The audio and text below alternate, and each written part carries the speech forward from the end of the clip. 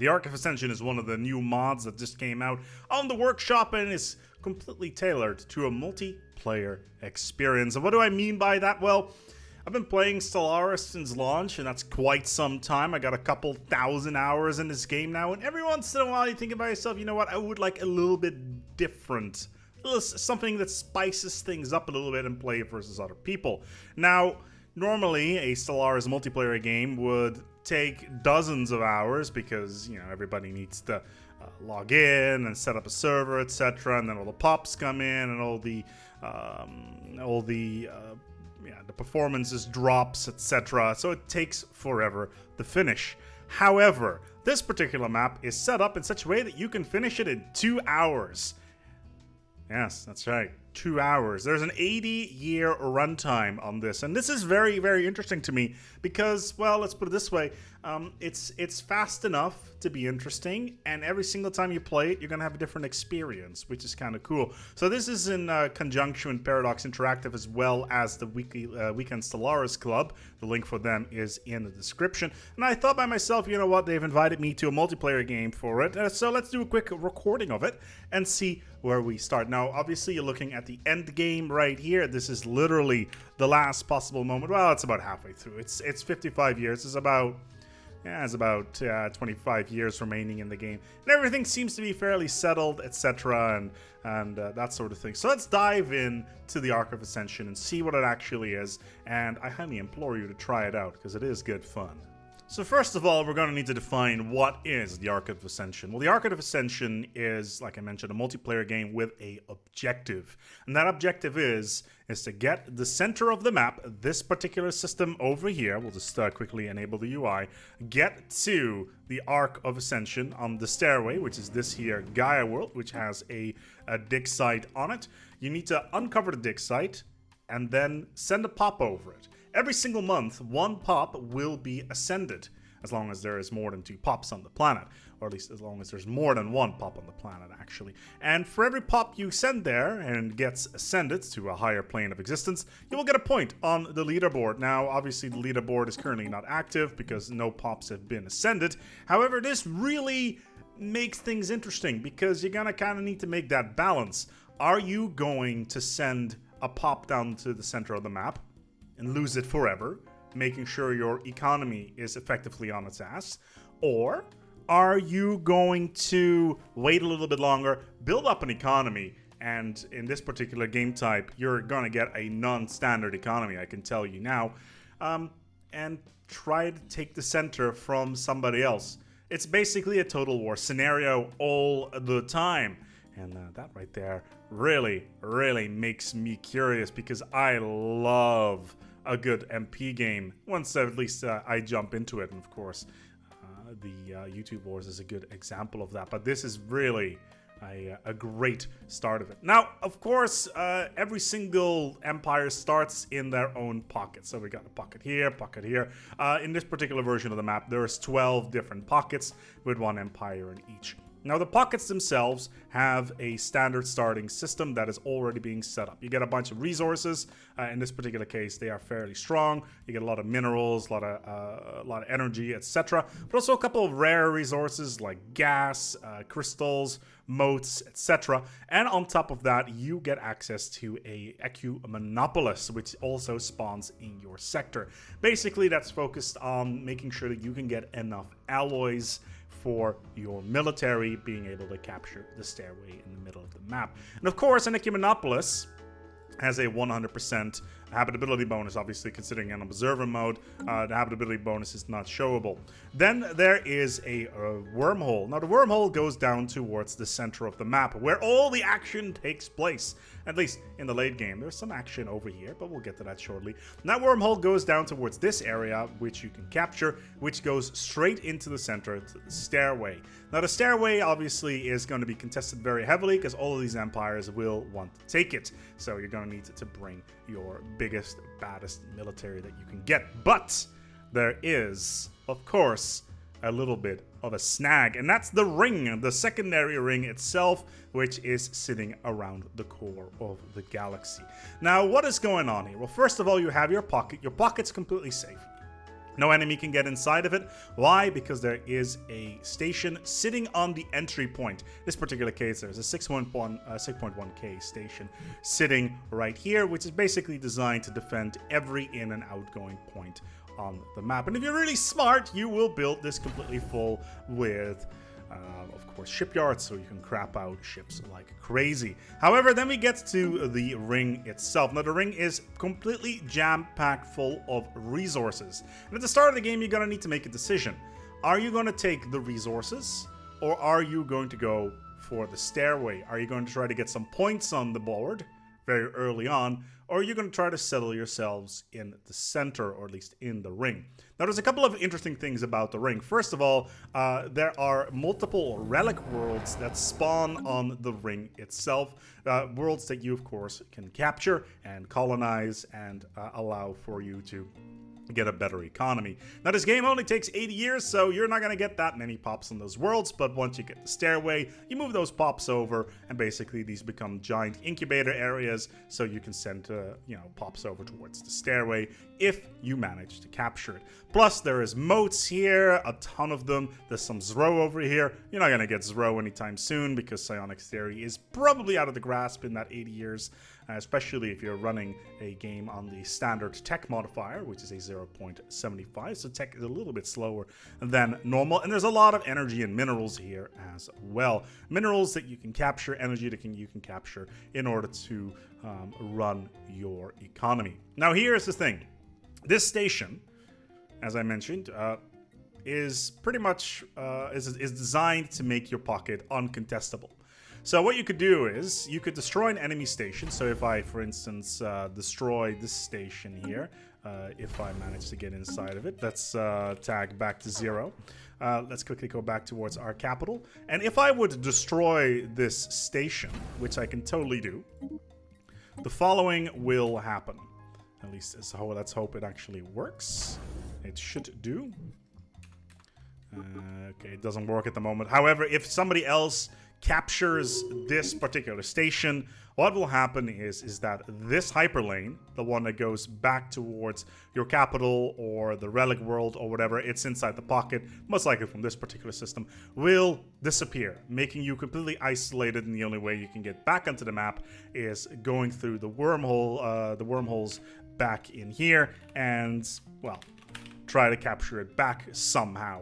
So yeah, you could, for instance, try to take down an enemy station over here, or over here, and basically cut off everybody in the map. And that right there is pretty cool, I feel. It's a cool little mechanic just to keep things interesting and making sure that you defend that point as well as you can. Not that you're going to lose it, at least not easily within 80 years, because this is a significant number, because, well, you're going to get about 15k fleet power, maybe 20k fleet power from some enemies on the map. Yes, in that period of time, that's totally possible. But yeah, so let's dive in towards this multiplayer game that I had running and recorded as well. So let's take a look at how things went and how things were set up during this playthrough of the Ark of Ascension.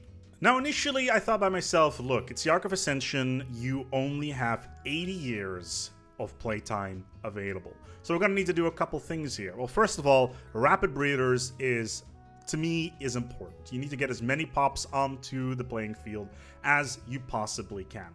Getting additional pop growth speed is really important because you want to, being able to send pops without crashing your economy completely. And of course, you could do that, and you just get points on the board. So rapid breeders to me was really important. Then I went for non-adaptive. Why non-adaptive? Well, there are no 0%, or at least less than 100% planets in the galaxy. They're all relic worlds and Ecumenopolae. They all have 100% habitability bonus, so non-adaptive becomes a de facto pick here because it's an additional point. It doesn't really impact anything. That one's great. Intelligent tech growth, I think, was really important as well. Fleeting, the game only lasts 10 years. Minus 10 years leader lifespan is not all that much. You can crank that up by technology, so I thought that was a nice one. And I went for natural sociologists, just to get a little bit more pop growth tech on the board as well. And I felt that was really good. In retrospect, I probably should have gone for either engineering or physics, mainly for laser technology or ship technology, and of course, very importantly, robot technology, because robots are effectively pops that are being built in parallel to your own pops, making sure that you have more resources available to put stuff on the map. On top of that, I went for fanatic purifiers. Why? Because politics is not a thing in this game. It's all out war pretty much 24/7, and that ship fire rate bonus of 33% was huge, plus being able to purge Xeno pops of other planets that are out there, especially relic worlds being taken by other people, means that you can force labor them into unity, which then translates to traditions, but also, of course, food and minerals that you can use for your economy and float things a little bit more. Army damage was not really all that important. Ship cost reduction, definitely, and naval capacity increase, also very important, because this is all about the combat. Distinguished Admiralty, again, ship fire rate plus 10%, Admiral cap plus 1, very important. Fanatic Xenophobe, again, for the pop growth modifier, plus 20%, I felt was incredibly important. Starbase Influence cost minus 40 for that quick expand into the ring, and of course Militarist to make things even more interesting, getting even more fire rate on the board, just so you could contest the enemy wherever you could. Could this be optimized? Absolutely. I do feel that the Fanatic Purifier approach probably was optimal, but there could be better ways of dealing this, maybe like an inwards perfection or anything like that. One thing that's also important to note is that robotic pops and slave pops will not be ascended unless they're synths. So yeah, going anything along the lines of well, any sort of robot empire, unless it's, well, actually any robot empire really, you're not going to get very far with the Ark of Ascension. Sure, you'll have firepower and production rate and that sort of thing, but you won't get very far unless you move pops over towards the Ark of Ascension on the stairway and get things going. So yeah, let's dive into what's this game and see where we end up. Alright, so this is the start of the game, and obviously, as you can see, I'm in this pocket over here, and I am trying to find the wormhole system to the center of the galaxy as soon as I can, completely bypassing every single instance of other systems within my cluster. They're not important to me. My economy can't handle the sheer amount of resources that are available at the moment, and overall I feel that I need to get my hands on this Ecumenopolis world first before I can do anything useful.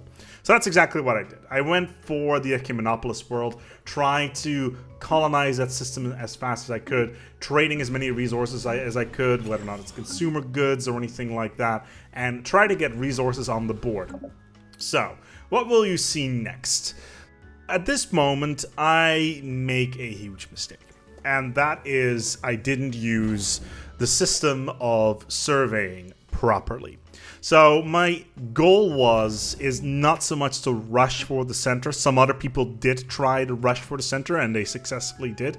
My goal was to set up my economy in a strong place, get a couple of relic worlds in the center, as well as fight back anybody that would try to get into the ring itself, and basically conquer all their exit points so they couldn't do anything. Maybe even take out some of their stations if I could. Sadly, that wasn't the case, but yeah. We only have 80 years, which means that we can run an extremely unbalanced economy. And with those resources that are in the middle, the moats, the crystals, etc., even the gases and whatnot, having those resources available meant that we could sell them all off pretty much all the time, because we would have way too many of them and run a economy that runs at like a minus 100 energy or like a minus 100 food pretty much all the time.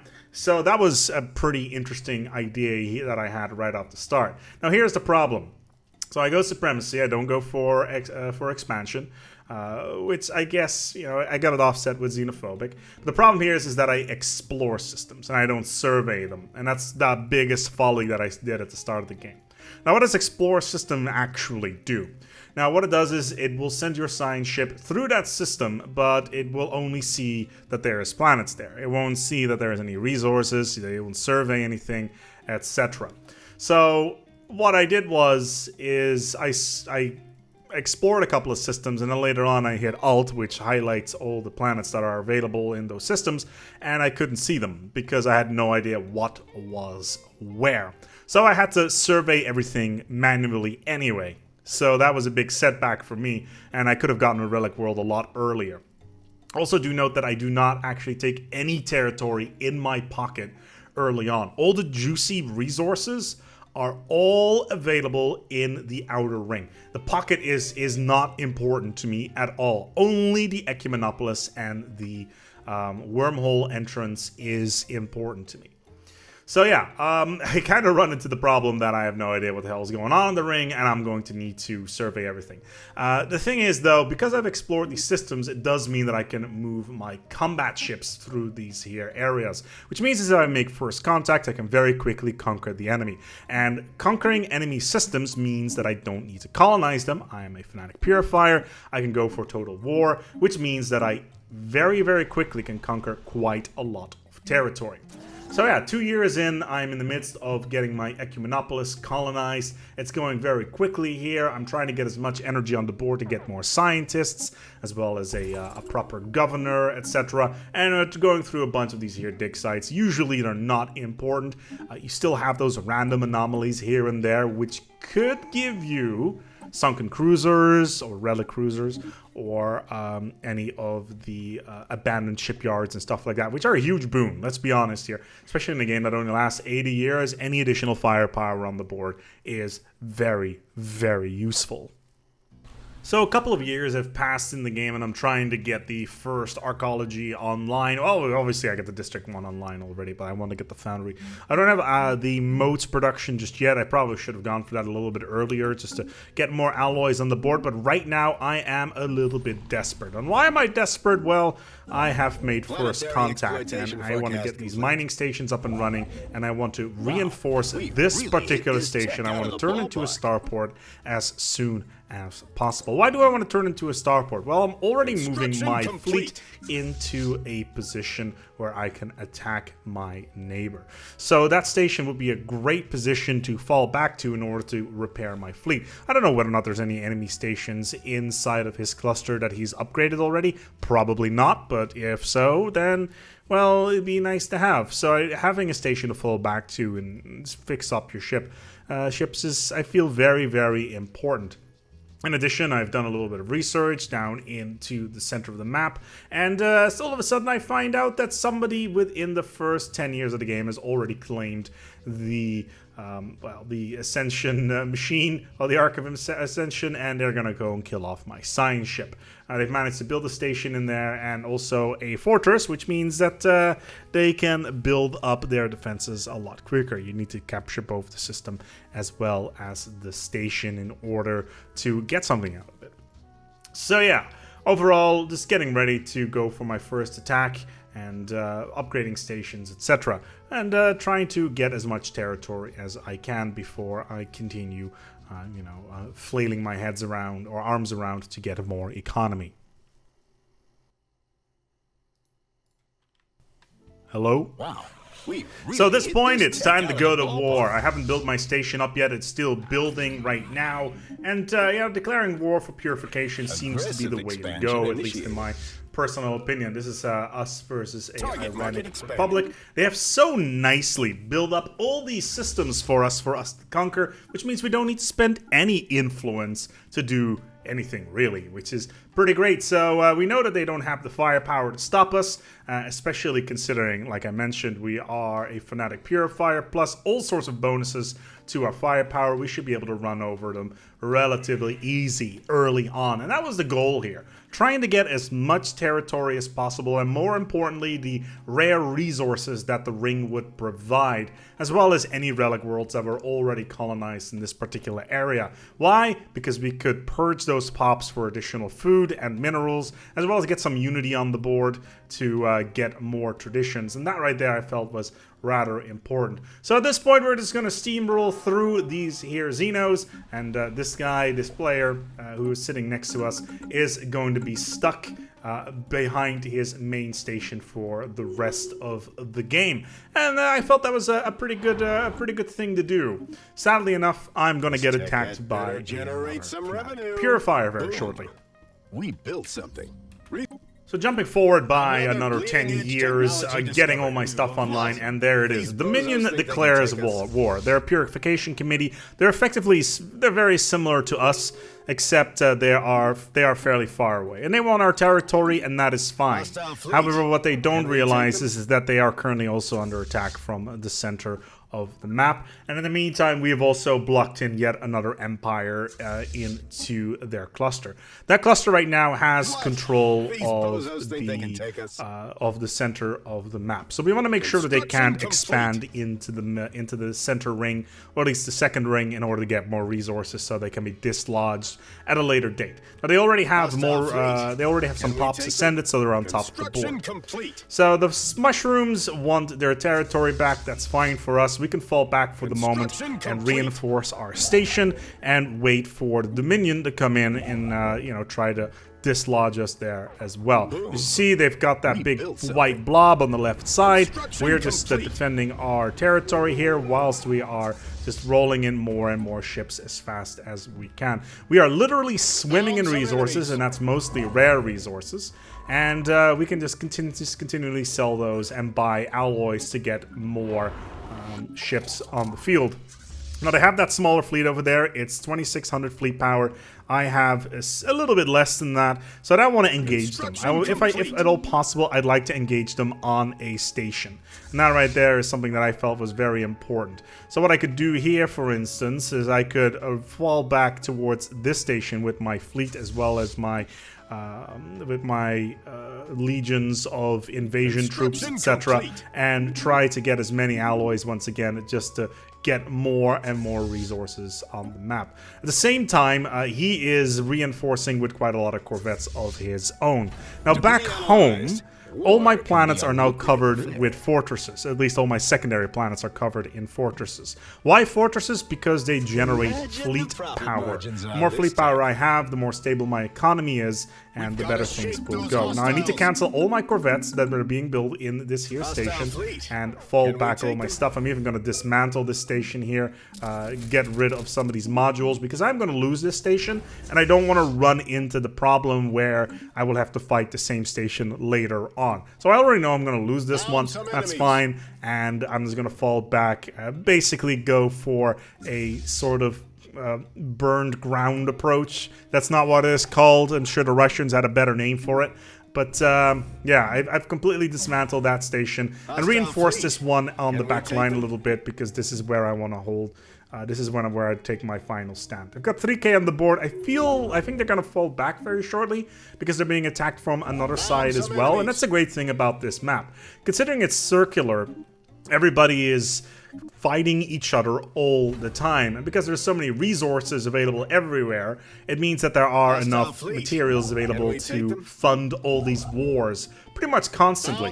And that right there is something that I feel is rather amusing, because, well, you can be attacked from pretty much any single angle, except from the wormhole. You're not allowed to attack from there. So at this point, they fall back towards their home systems, because they're being attacked from the other side as well, which means that we can reclaim our territory. I've dismantled that station. It's not all that great anymore. I add some edicts on top of my stuff, just so that I can get more firepower, get a couple of modules here and there, and then it's time to, you know, take a look at whether or not we can attack this enemy fleet. They're slightly outrank us in firepower. We're going to need to do some upgrades here in order to take them down. Is this going to be enough? Well, that is the real question, really. Because the player that I was against is one of the better multiplayer players in the community. I would, according to the Weekend Stellaris Club, the top 10 players in the world. So they went fairly easy on me, thankfully, which I was very, very glad about, because it allowed us to basically do as much as we could in terms of getting the territory that we wanted, whilst crippling everybody else around us, which is something I felt was rather important. So they've taken our relic world. They're going to start purging everything on the ground there. Totally expected. They're going to lose that world. It's not going to be colonizable unless they start moving pops around, which is something that I would do. And I'm going to peace out of this war, which is currently also going on in the center of the map. But yeah, at this point, we're just waiting for the enemy to fall back to their territory and then reclaim anything that we have lost. And that right there is something I felt was rather important. now that they've fallen back, it allows us to take the territory that we've lost back into our hands, as well as a little bit of an extra little dash of resources, which once again, we only have, what, 45 years to go, will enable us to get the economy that we want. But I got the shrooms, the guys that we took on earlier, are sending a small fleet in just to annoy us a little bit, but they're going to lose all those corvettes. They are of no consequence to us anymore. And basically we're just building a network of stations around their jump in from their main exit in order to lock them in. Later on I was thinking about maybe taking out their station itself. It wasn't to be, and this is where they actually go for a peace offer. And I'm not going to take that because I want to take all their remaining systems as well. I want to completely cripple them and make sure that they can't do anything anymore. Thankfully they left us the station over here, which allows us to reinforce our fleet in terms of healing and stuff like that, which is something that a lot of people, I do feel, overlook. The AI definitely does. Always going for a station, I feel, is probably one of the most important things that you can do, because it is a hub where your troops can recharge. And constantly just getting more consumer goods, selling motes, selling gases, selling crystals, just to keep our economy afloat. Right now we're at minus 79 energy. And that's not something that you normally would, but considering we only have 45 years on the board, we want to make sure that we cripple our economy as much as possible and keep ourselves afloat by, you know, selling those resources and getting as many ships as we possibly can. Now it's time to sue for peace, because there is no exit for them anymore. And there you go. They can't do anything anymore. And that is a mission successful. We just need to pick up these here final Dominion systems. And then we can start focusing on our ascension on the stairway. And of course, sooner or later, it's going to be time for a war of purification, because wars in the Ark of Ascension are basically constant. You can go to war every 5 years instead of every 10 years. Yes, that has been changed as a game rule. So this is me going for the center for the Ark, and where I do my second big boo-boo, because yeah, I didn't quite realize what was going on. So I sent my entire fleet in here. The station is currently on slowdown because it just got captured, which is great for us because it means that we can very rapidly move in and not having to worry about the station and all the firepower that is in there. So you rush in there, you take down the station, the shields are gone. Good, we've taken the system, the enemy doesn't want to go anywhere, we have 7.4 fleet power, and we have taken the stairway. Now this is where I go for the boo-boo. Oh yes. So I would decide to move all my stuff over towards the relic world. Sadly, I don't actually move them over towards the relic world. I move them over to my capital world, which obviously is not what should be happening. I should be moving all my pops over to the Ark of Ascension, or the stairway. And that's clearly not something that is currently happening. So I managed to get it. I managed to get the relic that comes with it, and doing a bunch of purging, etc., etc. I'm trying to figure out where are my pops. And all of a sudden, I realized that I'm not actually moving my pops over to the right place. So yeah, here you go. I'm moving over a couple of pops back towards Boys Prime. Still no idea what the hell is going on, because I very rarely have to do this.